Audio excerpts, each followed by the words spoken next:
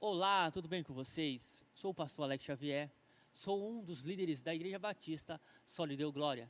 Ao discutir a história da igreja, percorremos juntos esse caminho que perpassa tempos e estações e vamos nos aprofundar um pouco mais na história que nos trouxe até os dias atuais, conversando sobre o Império Romano e o contexto em que o cristianismo surgiu.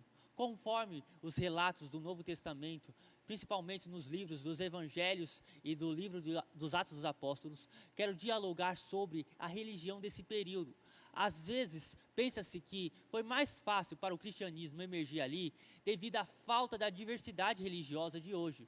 Talvez Jesus e seus seguidores tenham encontrado menos dificuldades para estabelecer a fé cristã do que nos tempos atuais, porque naquela época não havia uma relativização tão grande da fé, nem uma variedade tão ampla de religiões. No entanto, isso é um equívoco. Observando o Império Romano e o contexto no qual o cristianismo surgiu, percebe-se que as cidades greco-romanas que faziam parte do Império possuíam suas próprias divindades. É interessante notar que, por medo de atrair a ira de uma divindade esquecida, essas cidades construíam altares aos deuses desconhecidos. Lembra-se da passagem do apóstolo Paulo, quando ele encontra o altar ao Deus desconhecido no Panteão em Atenas? Essa era uma prática comum na cultura greco-romana. Paulo, compreendendo o contexto cultural e da época, utilizou para pregar o evangelho de Jesus Cristo. Ele disse: esse Deus que vocês adoraram sem conhecer é aquele que se revelou a mim e viveu entre nós. Portanto, é importante valorizar o contexto da cultura. Paulo tinha esse conhecimento e utilizou a favor da pregação do evangelho. Nos vídeos anteriores, mencionamos que pouco antes da era cristã, os imperadores romanos começaram a ser vistos como divinos, como próprios deuses. Nesta época de declínio, o imperador romano Augusto tentou conter a decadência religiosa e moral do seu povo, reconstruindo, a partir do ano 12, o poder e o culto ao imperador. Ele assumiu o título de Pontífice Máximo, quase como uma encarnação da divindade, e estabeleceu o culto ao soberano como intenção de integrá-lo à organização religiosa do império. Augusto buscou restaurar o poder religioso na figura do imperador romano, e com essa decisão, nas casas das famílias romanas, deveriam ser oferecidos sacrifícios aos imperadores.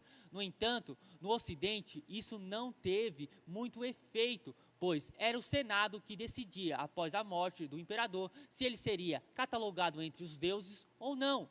Os imperadores que sucederam Augusto, como Tibério, Cláudio e Vespasiano, tentaram reforçar esse caráter sagrado da figura do imperador romano.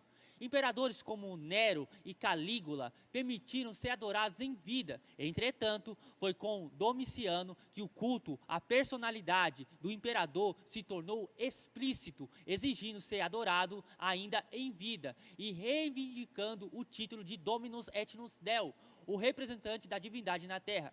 Essas manifestações de culto ao imperador eram relativamente raras, mas refletiam a centralização do poder que o imperador romano experimentava. Para preservar seus deuses e crenças, os povos do Império Romano precisavam aceitar a religião oficial, mas ainda podiam manter as suas divindades particulares. O culto ao imperador era obrigatório, com exceção dos judeus, que tinham rituais e costumes que dificultavam conversões, como a circuncisão, o que não representava uma ameaça ao culto imperial. Eles gozavam de certa liberdade. Outra prática notável na época de Jesus, no mundo greco-romano, eram as religiões de mistério, que eram ritos sagrados exigidos. Logo, havia uma preparação, e sobre isso eu quero deixar para o próximo vídeo, ao qual nós vamos tratar um pouco.